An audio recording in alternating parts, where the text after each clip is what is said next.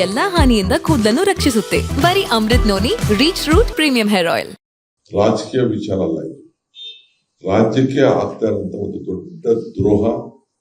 ನಮ್ಮ ಕರ್ನಾಟಕ ರಾಜ್ಯದ ಬಗ್ಗೆ ಅವರಿಗೆ ಇಲ್ಲಿ ಕಾಂಗ್ರೆಸ್ ಸರ್ಕಾರ ಇದೆ ಅನ್ನೋ ದೃಷ್ಟಿಯಿಂದ ಅವರು ಒಂದು ಚೂರು ಕೂಡ ನಮ್ಮ ರಾಜ್ಯದ ಹಿತಕ್ಕೆ ಅವರು ಕೆಲಸ ಮಾಡಲಿಕ್ಕೆ ಪ್ರಯತ್ನ ಮಾಡ್ತಾ ಇಲ್ಲ.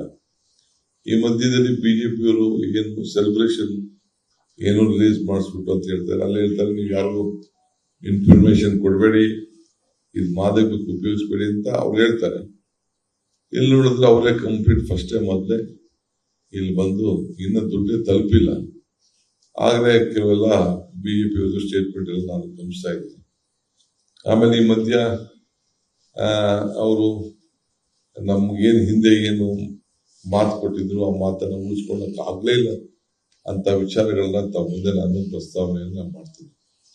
ಈ ಮಧ್ಯದಲ್ಲಿ ಕೆಲವು ರಾಜಕಾರಣಿಗಳು ಹೇಳಿದ್ದಾರೆ, ಇದು ಸಾಕ್ಬಿಡಿ, ಇದು ಕೊಟ್ಟಿರೋದೇ ಸಾಕ್ಬಿಡಿ, ಏನ್ ನೀವು ಮನೆ ಆಸ್ತಿನ ದೇಶಕ್ಕೆಲ್ಲ ನಮ್ಮ ರಾಜ್ಯಕ್ಕೆ ದ್ರೋಹಿಗಳು ಯಾರ ಹೇಳಿದ್ರು ಕುಮಾರಸ್ವಾಮಿ ಸ್ಟೇಟ್ಮೆಂಟ್ ಮಾಡಿದಂತೆ ಸಾಕಿದ್ದು ಅಂತ ಅಂದ್ಬಿಟ್ಟು. ಸೊ ಅದಕ್ಕೆ ನಾನು ಈ ಸಂದರ್ಭದಲ್ಲಿ ಹೇಳ್ತೀನಿ, ನೀನು ಒಬ್ಬ ನಾಡ ದ್ರೋಹಿ, ನೀನು ಒಬ್ಬ ಪ್ರತಿನಿಧಿಯಾಗಿ ಅವ್ರ ಜೊತೆ ಒಂದೇ ಸಂಸತ್ ಸದಸ್ಯ ಇರ್ಬೋದು, ನಿಮ್ ಪಾರ್ಟಿಲಿ ಇಬ್ಬರೇ ಇರ್ಬೋದು, ಅವ್ರ ಜೊತೆ ಅಲೈನ್ಸ್ ಮಾಡ್ಕೊಂಡಿದ್ದೀರಿ. ನೀವು ಮಿಕ್ಕಿದ್ರೆಲ್ಲ ಸೇರಿ ನಮ್ಮ ರಾಜ್ಯಕ್ಕೆ ಕೋರ್ಟ್ ಹೇಳಿತು, ನಿಮ್ ಕೈಲಿ ಹೇಳಕ್ಕಾಗಲಿಲ್ಲ, ನಿಮ್ ಕೈಲಿ ನೀವು ಅದ್ರ ಬಗ್ಗೆ ನಮ್ಮ ರಾಜ್ಯ ಹಿತಕ್ಕೆ ಯಾವತ್ತೂ ಕೂಡ ಒಂದಿನ ಆದ್ರೆ ನೀವು ಹಿಂದೆ ಸ್ಟೇಟ್ಮೆಂಟ್ ಕೋರ್ಟ್ ಮಾಡಿಸ್ಬಿಟ್ಟಿದ್ದೆಲ್ಲ ಎಲ್ಲ ಮರ್ತು ಬಿಟ್ಟಿದ್ದೀರಿ ಅಂತ ಕಾಣ್ತದೆ. ನಾನು ಈ ಸಂದರ್ಭದಲ್ಲಿ ಕೇಂದ್ರ ಸರ್ಕಾರಕ್ಕೆ ನೀವು ಕ್ಷಮೆ ಕೊಟ್ರಿ ಅಂತ ಕೂಡ ನಾವು ಹೇಳಿದ್ದು.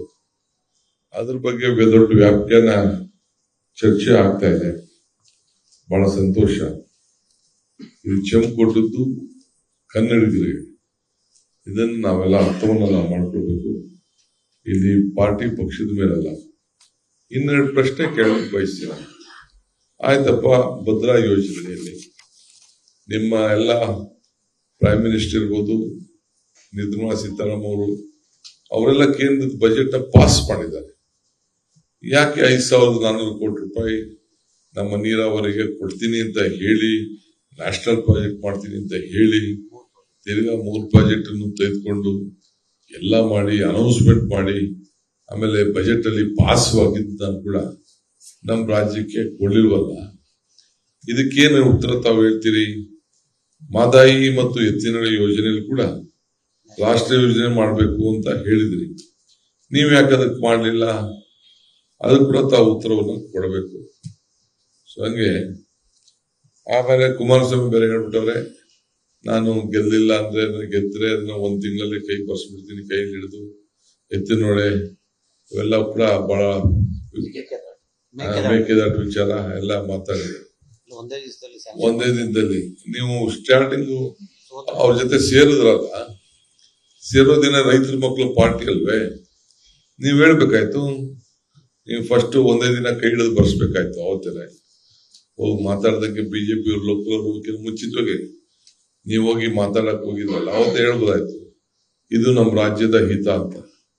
ನಾವು ಮಾಡಂತ ಯೋಜನೆಗೆ ಹೋರಾಟಕ್ಕೆ ನೀವು ಬಾಯಿ ಬಂದಾಗ ಮಾತಾಡ್ಬಿಟ್ಟು ಈಗ ನಾವು ಒಂದೇ ದಿನದಲ್ಲಿ ತಂದೆ ಮಗ ನಾವು ಮಾಡಿಸ್ತೀವಿ, ನಮ್ ಔಟ್ ಕೊಡಿ ಅಂತಂದ್ರೆ ಏನ್ ರಾಜ್ಯದ ಜನತೆ ಏನ್ ತಡ್ರೆ ಆಮೇಲೆ ಸೋತ್ರೆ ಮಾಡಲ್ವಾ?